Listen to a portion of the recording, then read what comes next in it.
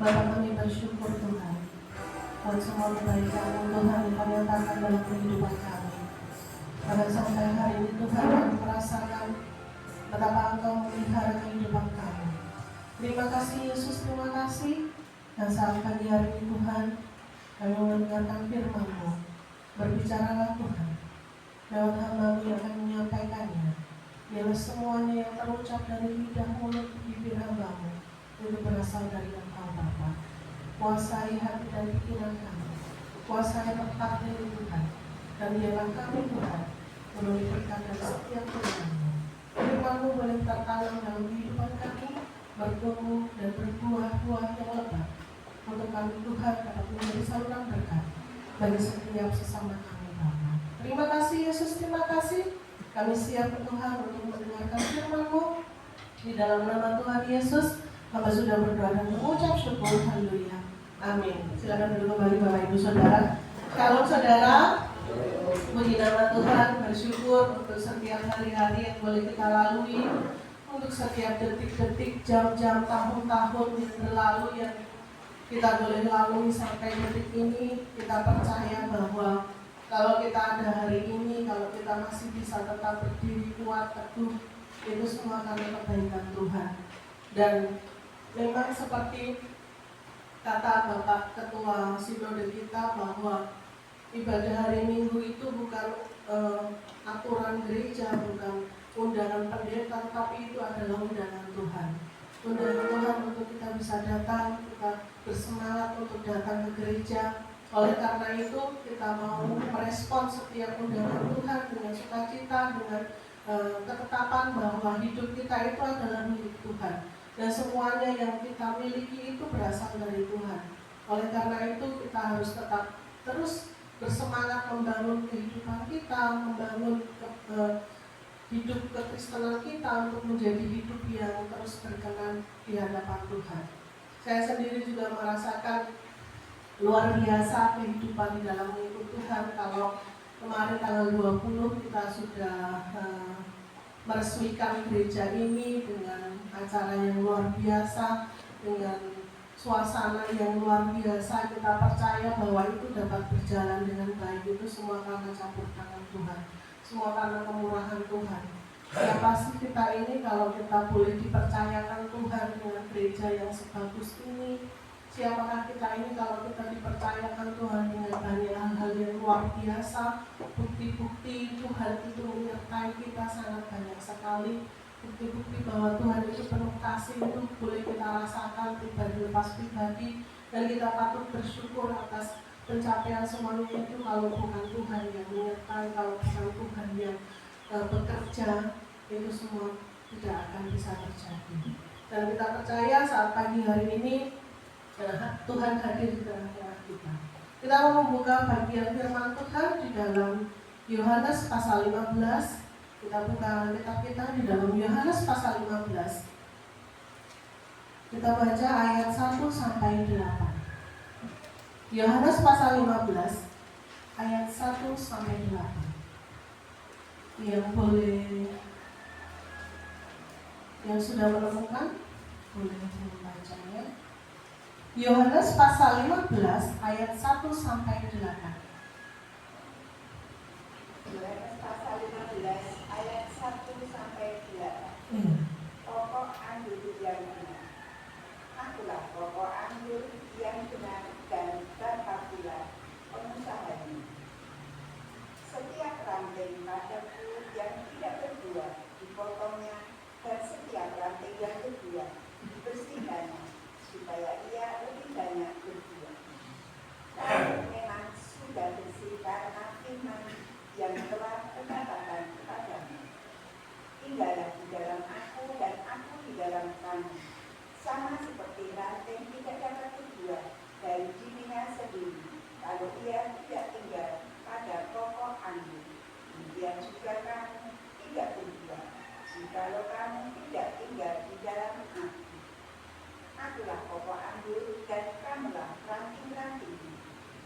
Barang siapa tinggal di dalam aku dan aku di dalam dia, ia berbuat banyak. Sebab di luar aku kamu tidak dapat berbuat apa-apa.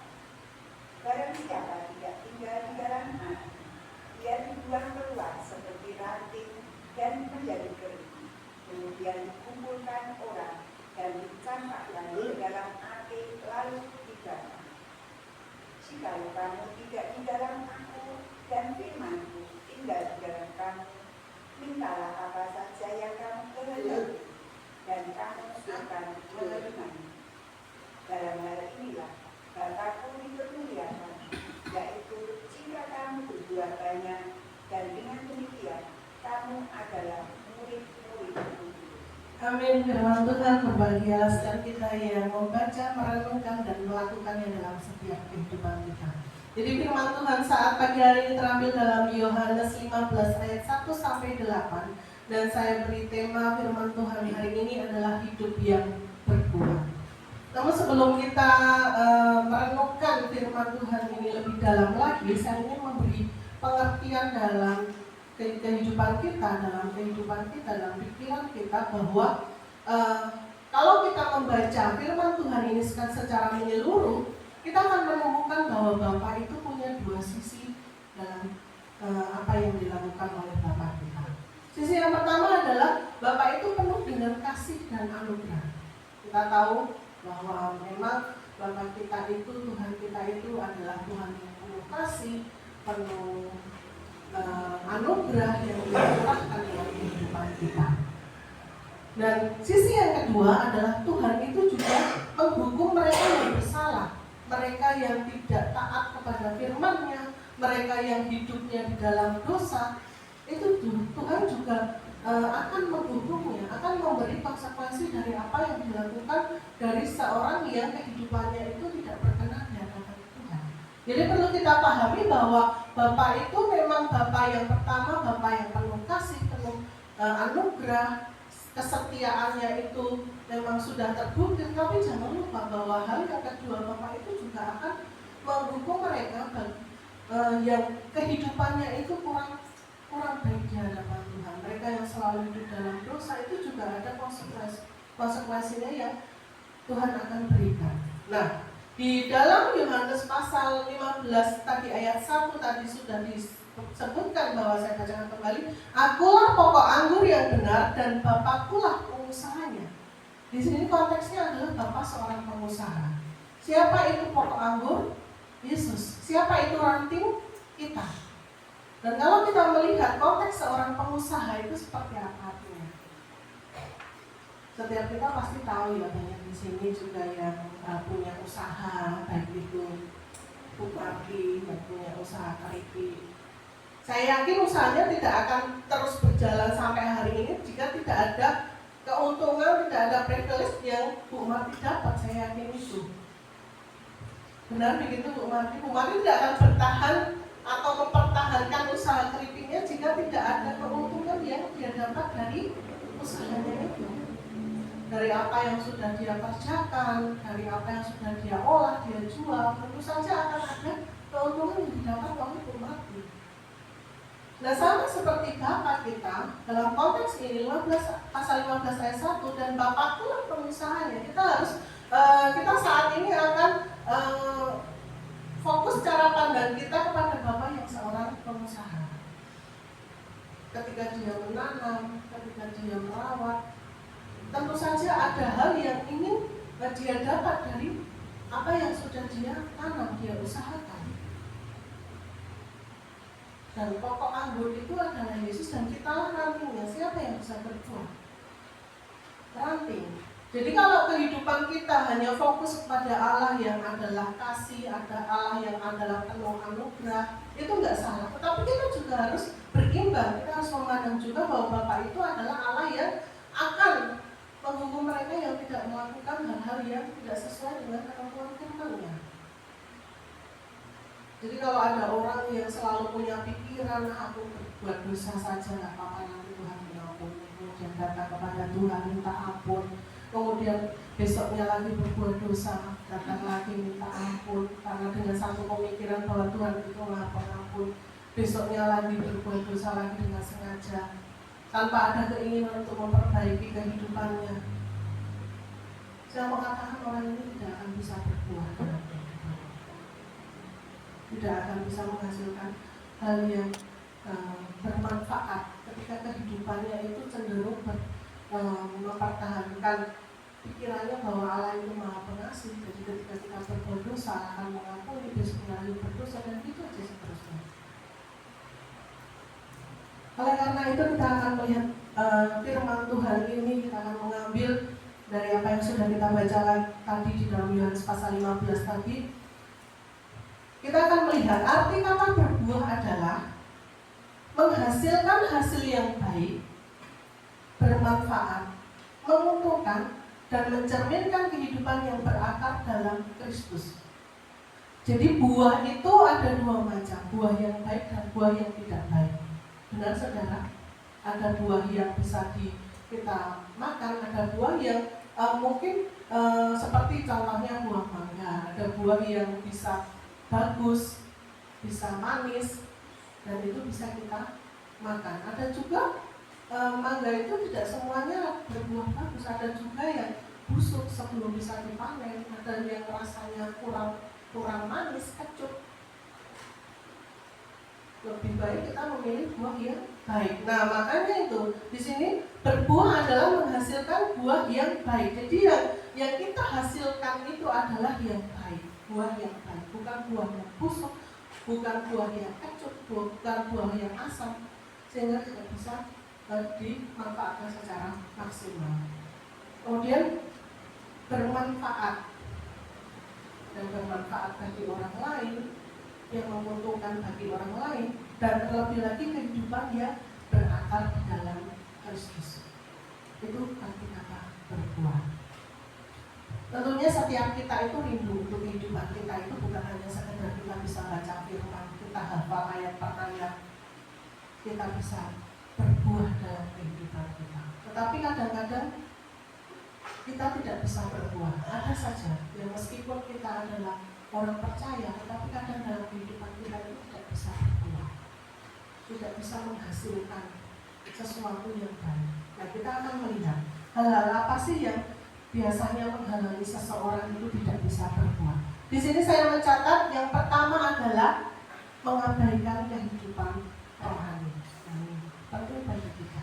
Ternyata kehidupan rohani itu sangat penting untuk pertumbuhan dan untuk kita bisa berbuah di dalam roh, di dalam kebenaran, di dalam hal yang baik. Hal-hal yang rohani seperti apa? Seperti kita jarang berdoa, jarang bersekutu dengan firman Tuhan, jarang untuk selalu kita rindu, kita tidak punya lagi kerinduan untuk datang kepada Tuhan. Kita sudah malas lagi untuk hal-hal yang bersifat rohani. Hati-hati Bapak Ibu, itu yang akan menghalangi kita untuk bisa kehidupan kita itu seperti apa yang diinginkan Tuhan. Tuhan menginginkan kita berbuah. Tetapi kalau kita masih punya sifat seperti itu yang akan menghalangi kita untuk berbuah. Kita nggak bisa lagi berbuah dalam kehidupan kita. Kemudian yang kedua di sini saya mencatat keinginan daging atau ketidaktundukan kita kepada pimpinan Roh Kudus. Keinginan daging kita yang kalau kita biarkan lebih besar dari keinginan roh kita, itu justru akan menghalangi kita untuk kita bertumbuh, kita berbuah dalam kehidupan kita. Apa sih keinginan daging kita itu? Keinginan yang menyenangkan hati kita sendiri, keinginan yang fokusnya kepada kita sendiri, bukan lagi fokus kepada Tuhan, bukan lagi fokus kepada untuk kita bisa menyenangkan hati Tuhan. Keegoisan kita, iri hati, dendam, kita membalas seseorang, itulah keinginan hati. Dan kalau kita tidak bisa untuk meredam semuanya itu, maka ya itu kehidupan kita sulit untuk bisa menghasilkan buah. Karena kita cenderung untuk lebih mementingkan diri kita sendiri. Manusia itu memang kalau prinsipnya memang ada dua keinginan daging dan keinginan roh, kehidupan dalam daging dan kehidupan dalam roh. Dan salah satunya itu harus kita redam, harus kita minimalkan, atau kalau enggak kita hilangkan. Dan salah satunya bisa lebih dominan. Dan di dalam kehidupan Kristen, keinginan rohani yang harus kita dominankan dalam kehidupan kita. keinginan untuk bisa datang kepada Tuhan, keinginan untuk bisa menyenangkan hati Tuhan, keinginan untuk selalu bisa berusaha melakukan firman Tuhan. Itulah yang harus kita lebih hati-hatikan dalam kehidupan kita, supaya kehidupan kita tidak gagal untuk berbuah, tidak gagal untuk bisa menghasilkan yang bermanfaat bagi sesama kita. Nah, kemudian kita akan melihat lalu bagaimana agar kehidupan kita bisa berbuah. Yang pertama di sini dikatakan bahwa dia di dalam Yohanes pasal 15 ayat 1 tadi berkata, coba dibaca sekali lagi yang ayat 1.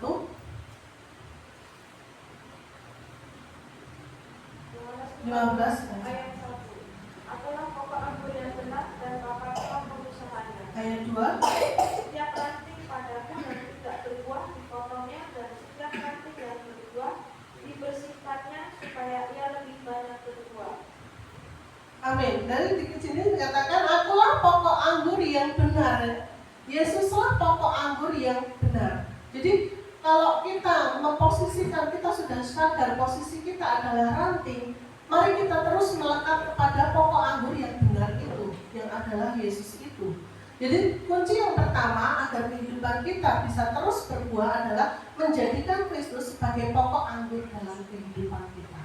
Kita sadar bahwa hidup kita itu, kalau kita nggak nempel sama Tuhan, kalau kita nggak melekat sama Tuhan, kita tuh nggak bisa apa-apa. Bisa bayangkan ya Bapak Ibu Saudara, ranting itu kalau bisanya mengeluarkan buah, dia harus melekat pada pokoknya, pada batangnya. Tidak mungkin ranting itu bisa berdiri sendiri, pokok batangnya berdiri sendiri, kemudian ranting bisa mengeluarkan buah. Karena apa Bapak Ibu? Buah itu dikeluarkan dari proses penyerapan nutrisi yang awalnya dari akar, kemudian terserap di batang, kemudian disalurkan ke ranting. Nah, oleh karena itu marilah dalam kehidupan kita selalu melekat pada pokok anggur, pada Tuhan kita, pada yang memberi kehidupan dalam kehidupan kita, pada yang memberi nutrisi dalam kehidupan kita untuk kita bisa menghasilkan buah. Kita harus menyadari bahwa kalau nggak ada Yesus, kalau nggak ada Tuhan, kalau tanpa Tuhan, aku ini bukan siapa-siapa, aku ini nggak bisa apa-apa. Itu pentingnya perlu kita sadari, sehingga kita tidak main-main sama Tuhan. Kita tidak sembrono sama Tuhan. Kita tidak merasa bangga terhadap diri kita sendiri. Kita tidak merasa bangga dengan pencapaian kita sendiri. Kita tidak merasa bangga dengan apa yang sudah kita raih, apa yang sudah kita dapat. Karena semuanya itu berasal dari Tuhan. Sumbernya itu dari Tuhan. Sumber utama kita bisa hidup sampai hari ini, bahkan segala apa yang sudah kita capai, sudah kita miliki, itu berasal dari Tuhan. Saya sangat bersyukur Bapak Ibu, kalau saya bisa sampai pada titik ini. Saya tidak pernah membayangkan sebelumnya dipercayakan Tuhan sebesar ini. Bagi saya ini sangat luar biasa sekali. Pelayanan, bisa berdiri di depan Bapak Ibu Saudara ini, bagi saya ini sungguh hal yang mungkin dulu saya nggak pernah terpikirkan saya bisa seperti ini, bisa mencapai itu seperti ini. Dan saya sadar bahwa semuanya itu bukan karena saya yang baik, bukan karena saya yang sudah sempurna, tetapi karena Tuhan yang sungguh baik dalam kehidupan saya, karena Tuhan yang sungguh luar biasa dalam kehidupan saya. Sampai kemarin saya masih merasa bersyukur bahwa persekutuan gereja ini kok bisa ya dari awalnya yang mungkin bagi saya tuh nggak mungkin lah sampai kita mau mengundang bupati segala macam itu, tetapi semuanya Tuhan tolong, semuanya Tuhan berikan kelancaran, semuanya berjalan dengan baik. Itu semua karena kebaikan Tuhan. Kalau kita sudah dipercaya Tuhan sebanyak ini, kita jangan sia-siakan Bapak Ibu. Kehidupan rohani kita jangan lagi mundur, tetapi harus lebih lagi semangat di hadapan Tuhan.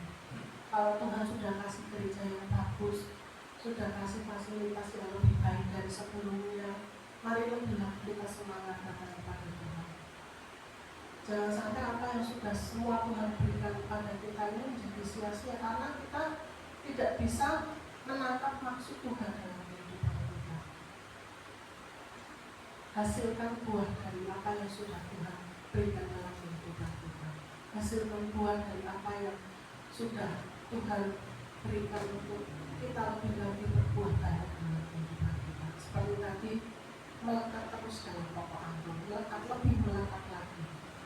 Dan semua peristiwa ini yang sudah kita alami, mari lebih lagi kita melekat sama Tuhan, kita melekat sama Tuhan. Kemudian hal yang kedua, Bapak Ibu Saudara, kita lanjutkan bagaimana agar kehidupan kita bisa berbuah. Yang kedua di sini harus mau dibersihkan. Tadi di dalam pasal yang ayat yang ketiga tadi sudah kita baca, kamu memang sudah bersih karena firman yang telah kukatakan kepadamu. Tinggallah di dalam aku dan aku di dalam kamu. Sama seperti ranting tidak dapat berbuah dari dirinya sendiri kalau ia tidak di dalam pokok anggur. Jadi memang intinya untuk kita bisa lebih berbuah banyak itu kita harus mau dibersihkan. Kalau ayat tadi sudah mengatakan kita sudah dibersihkan karena firman Tuhan. Terkadang kita kalau dengar firman Tuhan, kalau sesuatu hal yang tidak berkenan dalam kehidupan kita, kemudian kita akan ada penolakan.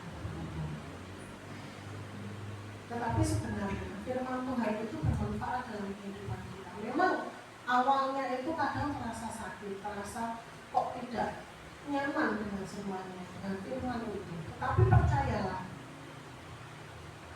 tujuan firman itu diberikan kepada kita adalah untuk terus membersihkan kita, agar kita lebih bersih lagi. Karena prinsipnya di dalam Tuhan itu Tuhan menginginkan kehidupan kita itu bersih di hadapannya, sempurna di hadapannya. Oleh karena itu jangan tolak kalau kita kemudian saat ini sedang mengalami proses pembersihan Tuhan, proses pemurnian Tuhan. Karena itulah tujuan Tuhan membantu kita. Tujuan Tuhan itu Tuhan taruh dalam kehidupan kita untuk kita terus dibersihkan, memurnikan, untuk kita bisa terus berbuah dalam kehidupan kita. Kita lanjutkan Bapak Ibu. Kita buka kembali firman Tuhan, mari kita melihat di dalam Filipi pasal 1 ayat 22. Ini kata Rasul Paulus untuk kita semua. Filipi pasal 1 ayat 22. Filipi pasal 1 ayat 22. Tetapi jika aku harus hidup di dunia ini, itu berarti bagiku bekerja memberi buah. Jadi mana yang harus kupilih? Aku tidak tahu. Amin. Kalau tadi Rasul Paulus di sini mengatakan bahwa tetapi bagiku kalau aku harus hidup di dunia ini berarti bagiku adalah bekerja dan memberi buah. Nah, ini luar biasa perkataan Rasul Paulus tadi. Menjadi penguatan bagi setiap kita bahwa kita itu hidup harus bisa memberi buah, harus bisa menghasilkan buah. Itu yang akan menjadi power kita, kekuatan kita untuk memotivasi kita untuk terus bisa menghasilkan buah. Jadi kalau ketika firman itu diberitakan, disampaikan oleh siapapun itu, oleh gembala atau siapapun yang mungkin mengoreksi kehidupan kita, percayalah bahwa itu baik untuk setiap kita. Karena kita masih hidup di dunia ini, dan kehidupan di dunia ini tujuannya adalah untuk menghasilkan buah. Mau dibersihkan terus-menerus, mau dimurnikan terus-menerus agar kehidupan kita ini lebih lagi berbuah banyak. Kemudian yang ketiga Bapak Ibu Saudara, kunci untuk kita bisa berbuah. Yang ketiga adalah tinggal di dalam Tuhan. Tadi sudah dikatakan bahwa kita itu adalah ranting dan kita itu harus tinggal di dalam pokok batang yang adalah Yesus itu sendiri. Ketika ranting sudah terlepas, ketika ranting sudah tidak lagi menyatu di dalam pokok anggur seperti yang tuliskan di dalam pasal 15 ini, maka kemungkinan besar saya yakin ranting itu akan mati dan tidak bisa menghasilkan buah lagi. Ketika sesuatu sudah terlepas dari sumber yang setiap harinya memberikan nutrisi, memberikan makanan untuk dia bisa terus hidup dan dia sudah terlepas, maka tidak ada pilihan lain, pasti dia akan mati. Nah, seperti di dalam yang sudah kita bahas ini, bahwa untuk terus bisa berbuah adalah kuncinya tinggal di dalam Tuhan. Kunci tinggal di dalam Tuhan. Tinggal di dalam Tuhan berarti hidup dalam kehadirannya setiap hari, menghadirkan Tuhan dalam kehidupan kita, menghadirkan Tuhan dalam setiap langkah hidup kita, mengandalkannya dalam setiap keputusan, dan terus-menerus memperbaharui iman kita melalui doa, pembacaan Alkitab, dan persekutuan dengan sesama orang percaya. Jadi kalau kita selama ini berdoa, membaca firman Tuhan, yang mungkin kadang baca firman Tuhan juga masih ngantuk, masih nggak ngerti, berdoa juga masih kadang kalau kita masih merasa malas-malasan, percayalah bahwa dari apa yang kita lakukan itu, doa, pembacaan firman, kemudian kita bersekutu dengan saudara-saudara kita sesama orang percaya dalam proses, itu ada manfaatnya Bapak Ibu.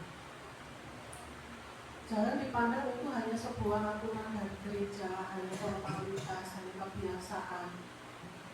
Kita percaya semua itu akan menjadi kekuatan dalam kehidupan kita, di mana kita bisa terus tinggal di dalam Tuhan, kita terus bisa terpantau di dalam pimpinannya Tuhan, menyatu dengan Tuhan.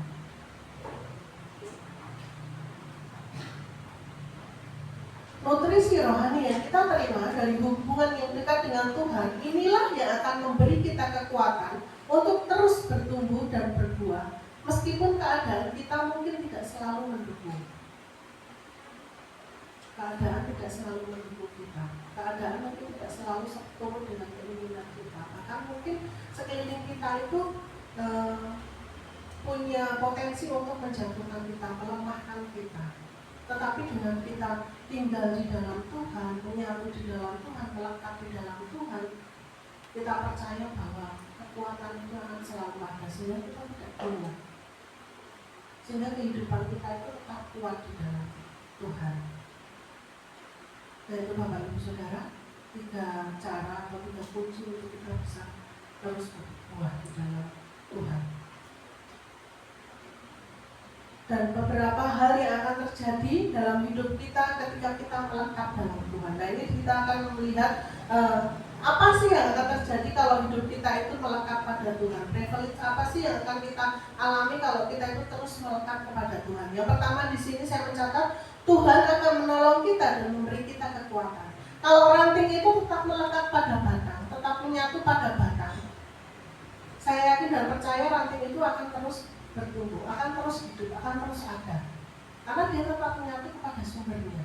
Dia tetap ada, melekat di dalam sumber yang memberinya kehidupan. Nah, di sini dikatakan Tuhan akan selalu menolong, akan memberikan kekuatan, memberikan kemampuan bagi setiap kita untuk menghadapi tantangan hidup, untuk menghadapi permasalahan kehidupan kita. Jadi kalau kehidupan kita yang mungkin saat ini sedang dalam masalah, dalam pergumulan, dalam tantangan hidup, tetap melekat pada Tuhan, tetap tinggal di dalam Tuhan. Jangan malah meninggalkan Tuhan, jangan malah melupakan Tuhan, jangan malah mau mencari cara-cara yang lain di luar Tuhan.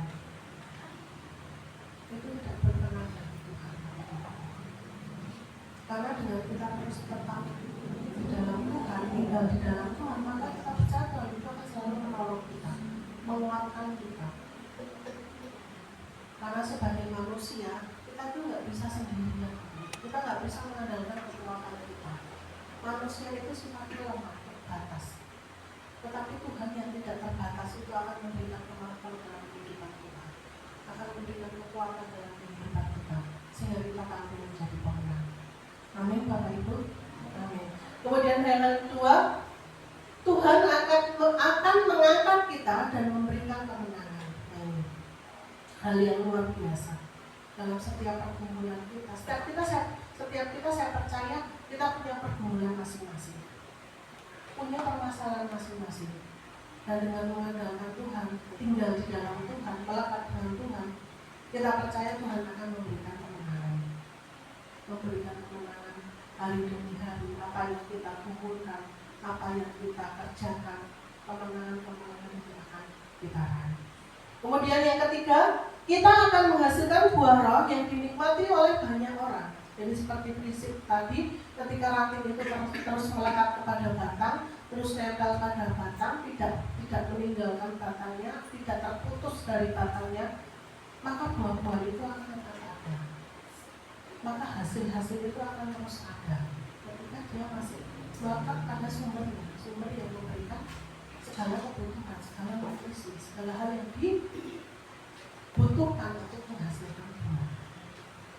Jadi penting bagi setiap kita, Bapak Ibu Saudara, bagaimana kita harus tetap tinggal di dalam Tuhan, terus menerus melekat pada Tuhan, karena kita percaya Tuhanlah yang akan memberikan kekuatan, memberikan kemenangan untuk kita terus menghasilkan buah.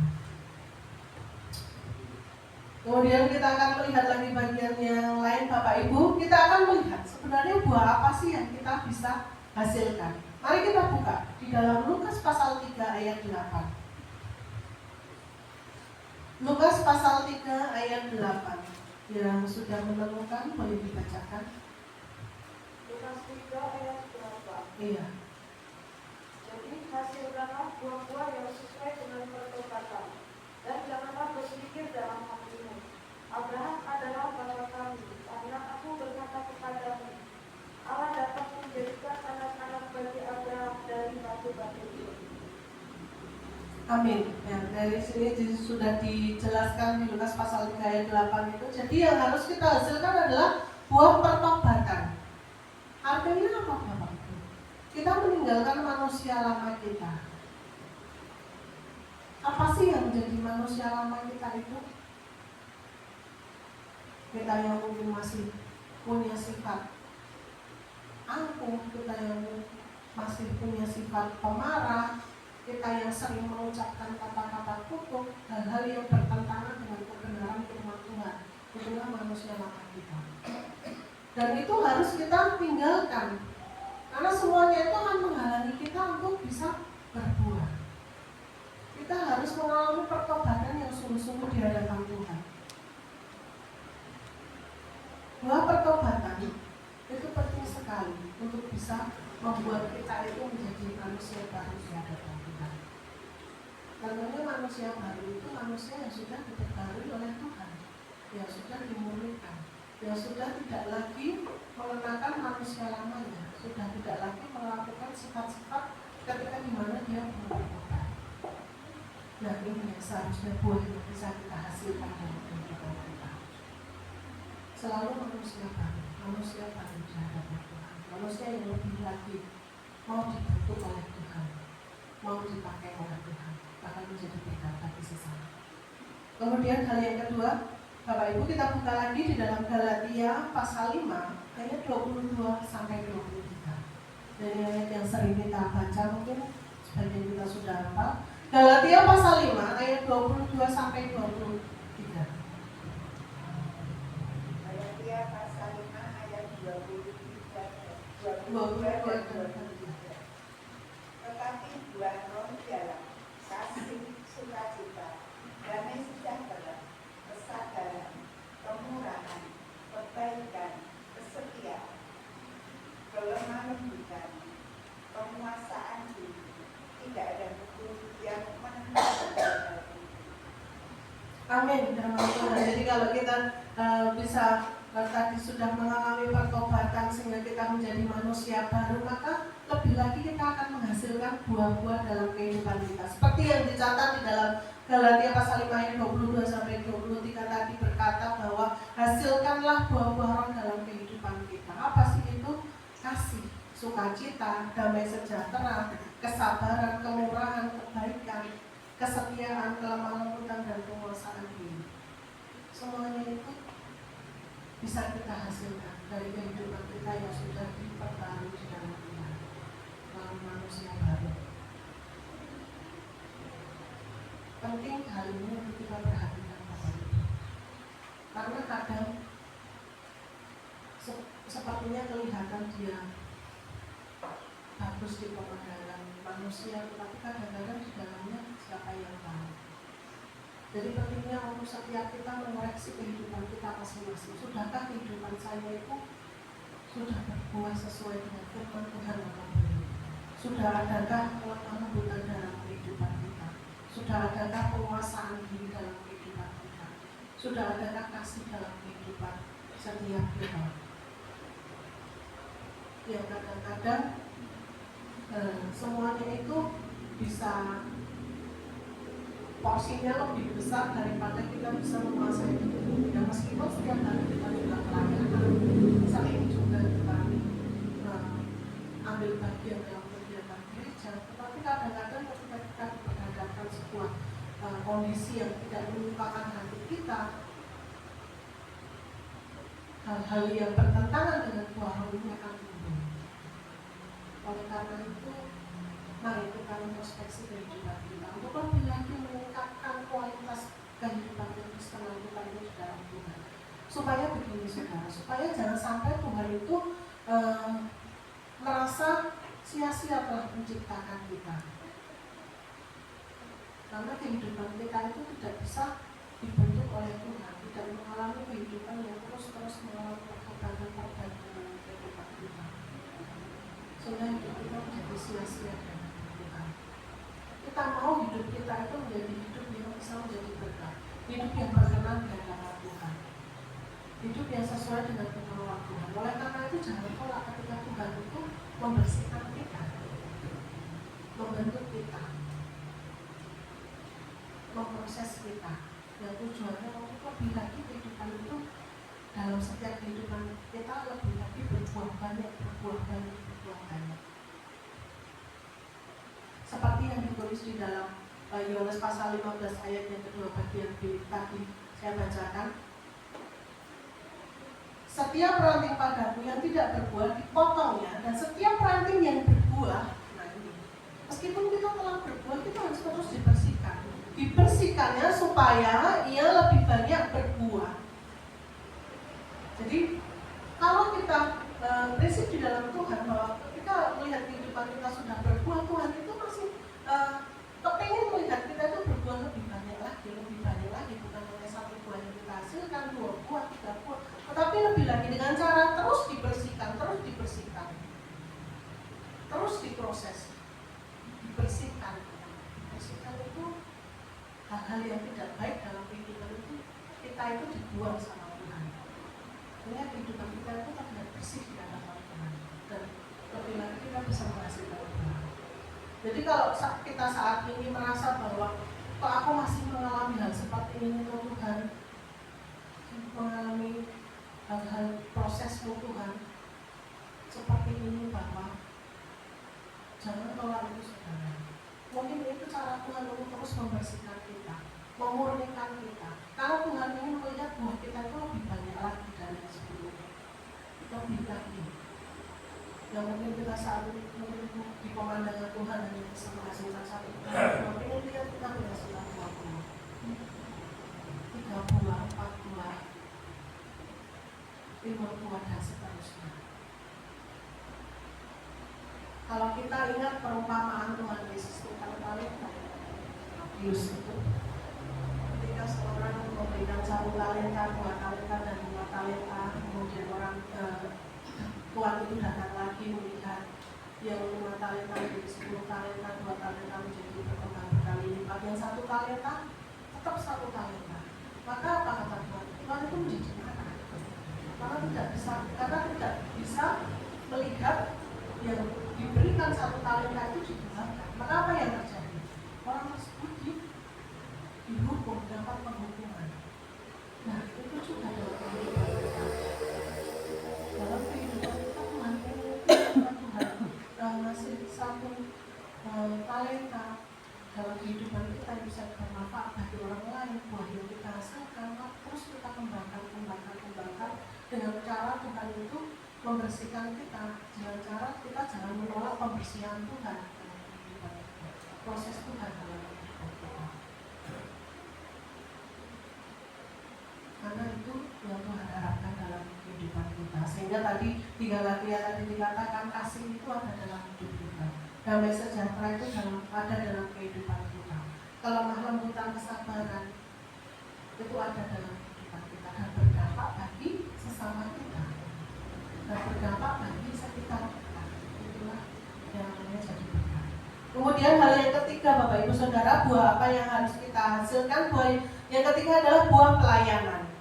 Melayani sesama dengan kasih dan ketulusan. Nah, itu penting bagi setiap kita. Melayani Tuhan itu bukan untuk agar kita dipandang orang kita itu hebat, agar untuk dipandang orang kita itu bisa, agar dipandang orang bahwa kita itu baik di pemandangan orang. Tetapi lebih lagi harapan kita, visi kita adalah bisa melayani sesama dengan kasih, dengan ketulusan. Kasih dan tulus, kasih dan tulus. Tuhan akan itu sekali lagi kasih dan ketulusan. Jadi melayani Tuhan itu bukan fokusnya kepada diri kita sendiri, tetapi kepada orang lain. Bagaimana saya bisa menjangkau jiwa-jiwa? Bagaimana dengan pelayanan saya orang itu merasakan kasih? Bagaimana dengan pelayanan saya itu ketulusan saya itu bisa dirasakan oleh orang lain sehingga menjadi berkat. Setiap kita adalah pelayan-pelayan Tuhan, bukan hanya terbatas bagi kita yang memiliki pujian, main musik, membawa firman, tetapi setiap kita adalah pelayan Tuhan. Setiap kita yang ada di sini, kita itu adalah pelayan Tuhan yang Tuhan percayakan. Mari jadikan hidup kita itu menjadi pelayan-pelayan yang bisa dinikmati oleh orang karena kehidupan kita. Kita lanjutkan Bapak Ibu. Kemudian yang keempat, yaitu buah kesaksian. Membawa orang lain mengenal Kristus melalui kehidupan kita. Nah, ini penting sekali Bapak Ibu. Prinsipnya bahwa orang lain itu bisa melihat kita, kemudian orang tersebut bisa mengenal Kristus lewat kehidupan kita melalui apa yang sudah kita tunjukkan. Kita sebagai gambaran Kristus itu bisa melihat orang dan orang tersebut kemudian mengenal Tuhan, percaya kepada Tuhan.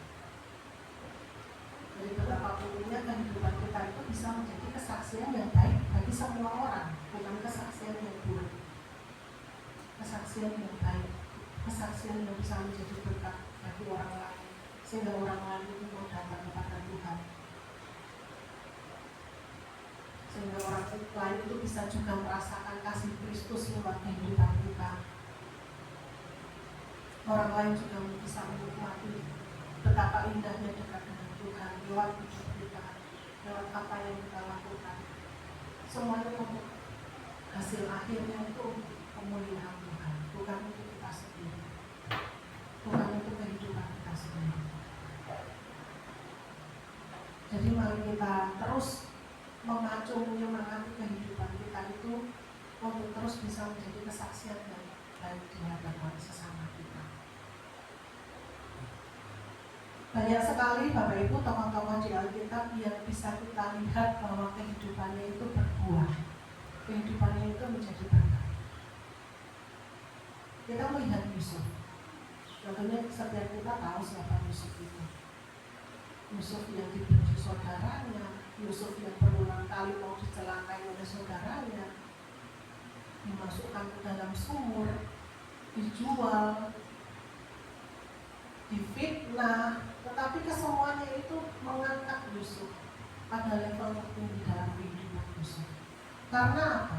Karena karakter Yusuf yang tetap setia dan jujur meski dia difitnah, meski harus melalui proses yang tidak mudah baginya, meski harus dipenjara, tetapi kesemuanya itu menghasilkan buah pelayanan dalam kehidupan Yusuf.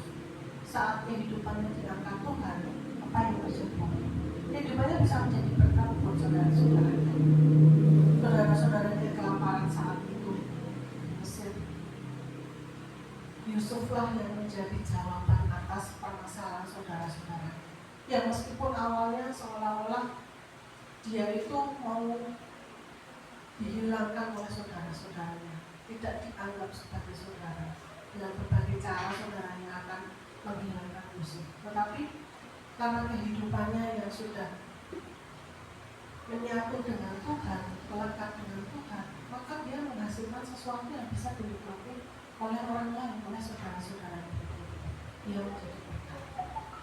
Kemudian yang lain saudara, Paulus. Tentunya setiap kita tahu siapa Paulus itu, yang dulunya dia itu seorang penjahat yang luar biasa, yang musuh luar percaya. Tetapi karena pertobatannya di hadapan Tuhan, karena dia benar-benar mau untuk menerima Tuhan, kemudian akan berubahkan Paulus dari kehidupan yang kelam, kehidupan yang bertentangan dengan firman Tuhan, bertentangan dengan kebenaran yang Tuhan berikan.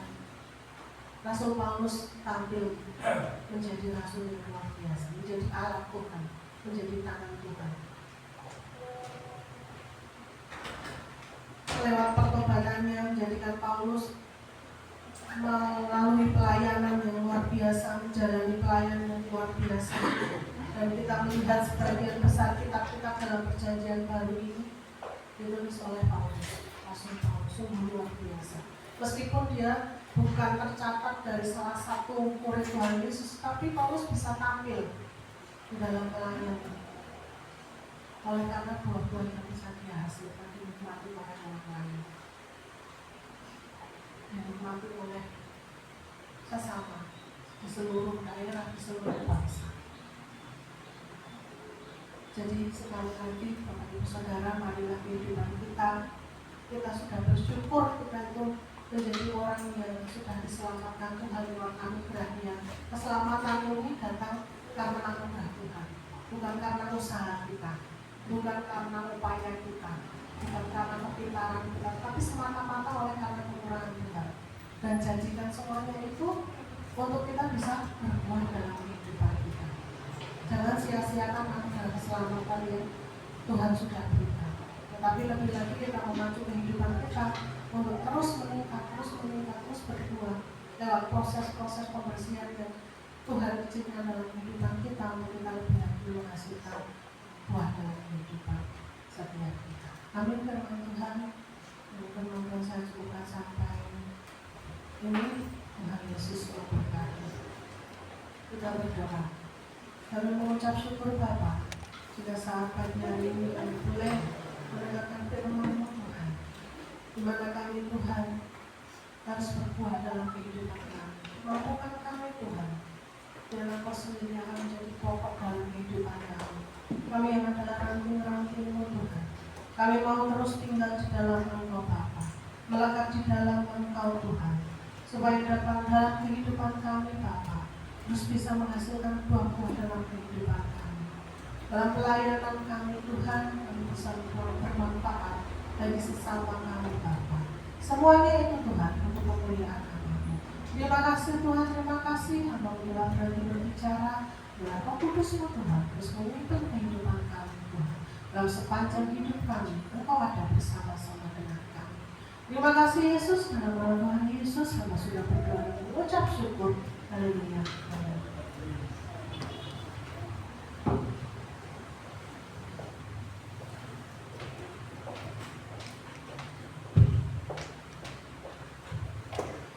Puji Tuhan.